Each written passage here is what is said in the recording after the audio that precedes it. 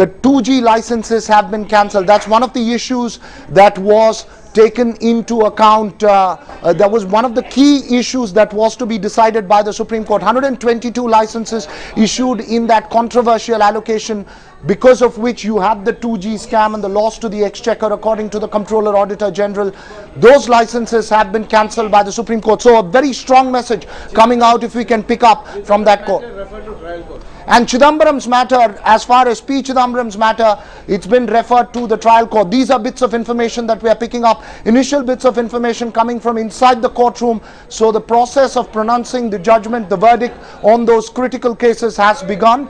The information we are getting so far, and this is going to be a huge blow to the corporates who bid, and later several foreign international companies which took stakes in those corporates on the basis of the 2G licenses that they've got. 122 licenses that were issued during the 2G allocations will be cancelled. That's the initial bit of information that's coming in. Also, P. Chidambaram's case, the case on whether he should also be probed in the 2G case, will be referred to the trial court, which will be with Justice O.P. Saini. Remember, Justice O.P. Saini has adjourned the court till Monday, when he was perhaps waiting to see what happens in the Supreme Court and then pronounce his sort of go ahead on that case in the Patiala House Court. So that would now completely shift focus to the trial court. So no complete end to that controversy around Chidambaram.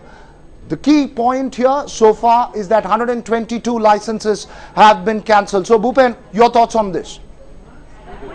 Yes, Viragav, 122 licenses being cancelled. That was one of the petitions which was moved both by Prashant Bhushan as well as Subramanian Swamy, because they had contended that if Mr. Raja, the telecom minister, was behind bars for allegedly flouting rules and wrongly implementing policies, then those who had benefited from those policies must also be acted against. So the court seems to have taken this decision that all these 122 licenses must be cancelled. But this may well not be the end of the litigation, because we're talking about some big names in the corporate sector. All of them will be looking at the finer print of this judgment, and who knows, perhaps we're in for another extended round of litigation. Even in course of the arguments, when we had seen the lawyers arguing on behalf of the corporates, they had taken this position that why should they be singled out if the money that has been made by the minister. The second point, which is on the role of Mr. Chidambaram, I think that's also an equally significant point. Bhupen, the key point here, as we know, as facts stand at the moment after the verdict is out, in terms of corporate fallout, this is going to be massive. This is going to be huge. 122 licenses that were issued in that controversial 2G allocation cancelled. Now let's leave that point aside. In terms of P. Chidambaram, how do we interpret this? This means that Justice O.P. Saini, who is hearing the 2G case and the trial going on, will have to take the final decision on whether or not Chidambaram needs to be probed in this matter. Well, what this really means is that while some may say that this is a temporary relief of sorts for Mr. Chidambaram, but this also means that the question has been left open. What will be the future of Mr. Chidambaram? Should he be named as a co-accused or not in the 2G scam? That was the question which was put before the CBI court. And Justice Saini now will have the pass, because the Supreme Court now has decided to refer this matter back to the trial court. And this is something which was speculated extensively over the past few days, that if this matter is being heard by the CBI court, why should the Supreme Court pronounce a verdict at this stage?